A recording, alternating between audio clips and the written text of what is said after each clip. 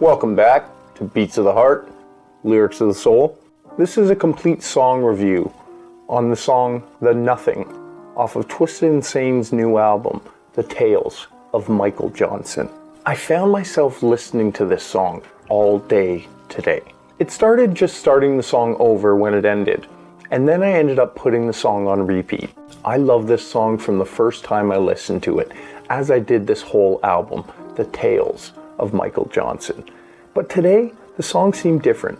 I felt I fully understood the story Twisted Insane put into this song and fully realized the power behind it.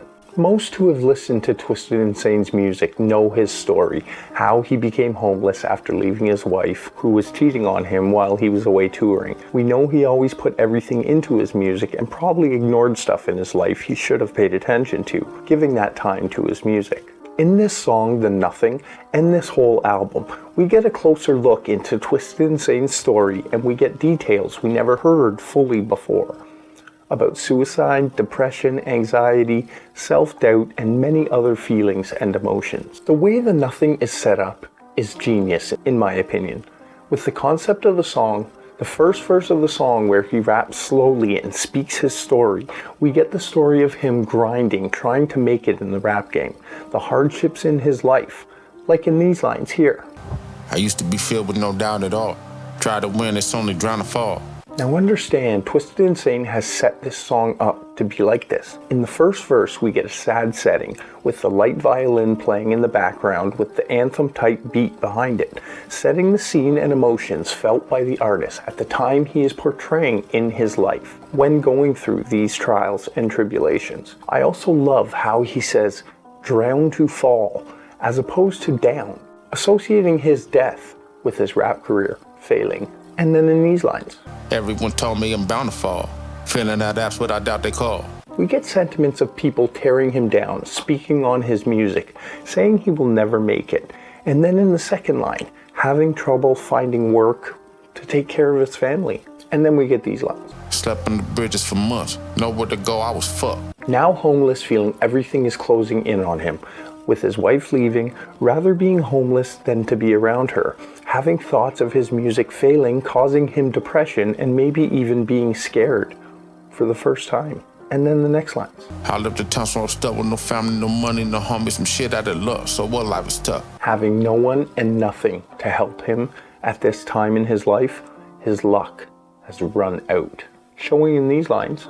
People tell me I can make it if I would switch up and give up on this horror shit. Them is the same ones who ain't never been in that padded room off of that doors. And first off, anyone who doesn't like Twisted Insane because of the horror element he adds to his music, I don't think understands why it is there. And I think the intro on this album can shed some light on what I want to say here. Hey, what's up, little homie? What's your name? My name's Michael. That's what's up, like Jordan? No, like Myers. So what's your story?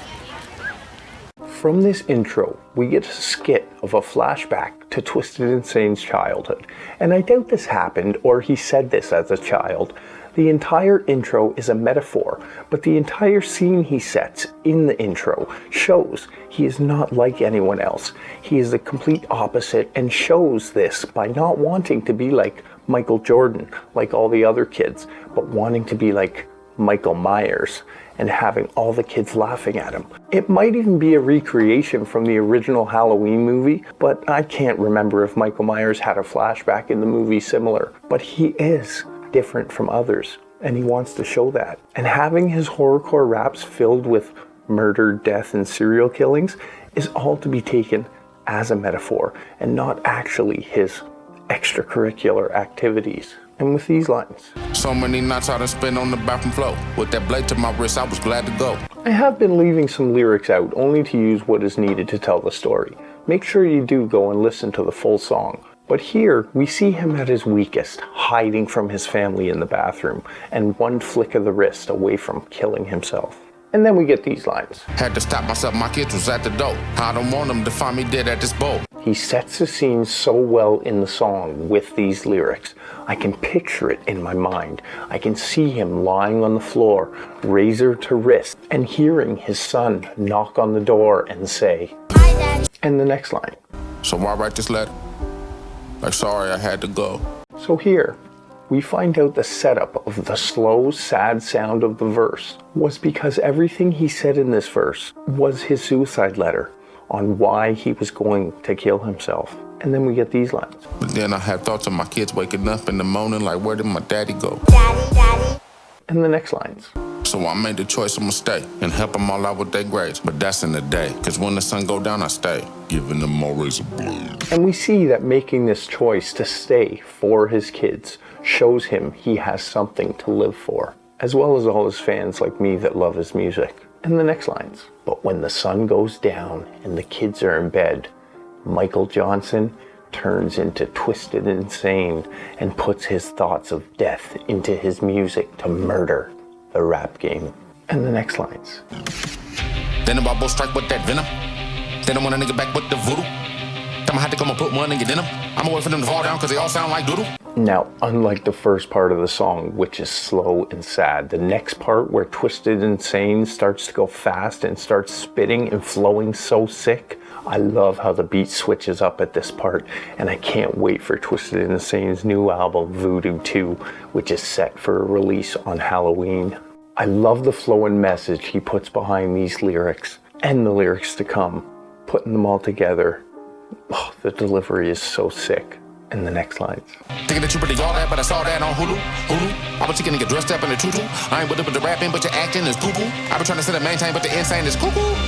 I love the way he delivers these lines.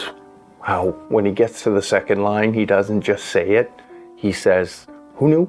And then he friggin' raps, and he does it all so fast, it seems flawless, but oh. And in these lines, he is referring to Young Thug, who appeared on the cover of Blaze magazine wearing see-through sheer top and a tutu, and in my opinion, looked quite dumb.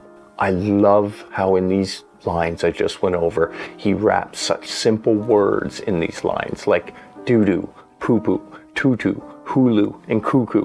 But they display exactly what he wants to say, and it makes me laugh every time after these lines, where he said, other rappers are actors and they suck at acting. He comes in at cuckoo and blazes the rest of the track. Also knowing how much Twisted Insane puts pop culture from the 80s and 90s into his music, I am almost positive the cuckoo part Twisted Insane made to sound like the Cocoa Puffs commercial. The speed he gives us after the first part of the song here is phenomenal. The flow and delivery shows how he has overcome the feelings he had in the first part of the song, and his goal is to now murder the rap game and care and love for his children. He gives us many metaphors to look at, as well as a couple of puzzling lines that are cool on the surface, but when thought about, become way more powerful. Like this one. Don't be trying to babysit this shit past that green. I'ma have to murder everybody in the game dipped in gasoline. Then everybody when it up, hit him with the ice cube, no Vaseline. Now we can see this as simple rhyming of green and gasoline, but I see it as more. I see Twisted Insane saying here that his skills are so much better than everybody else's, and they all ignite on fire as if they were dipped in gasoline, because they're not real rappers like him. And No Vaseline was a song Ice Cube made when beefing with NWA and Eazy-E, which was a diss track. So the first line he gives us a metaphor for fire, and the second line he gives us a metaphor for cold with Ice Cube. Hot, fire, cold, Ice Cube, both of these words are words used to describe the sickest rapper.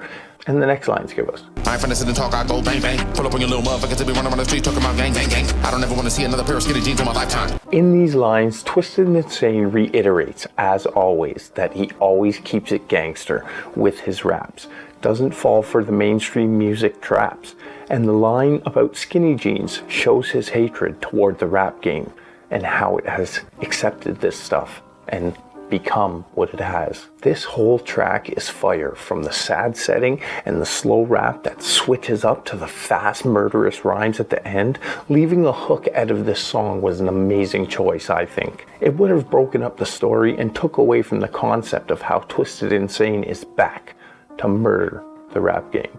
And I think this is going to happen with Voodoo too. It's going to be his sickest album ever. This album, The Tales of Michael Johnson, is one of my favorites.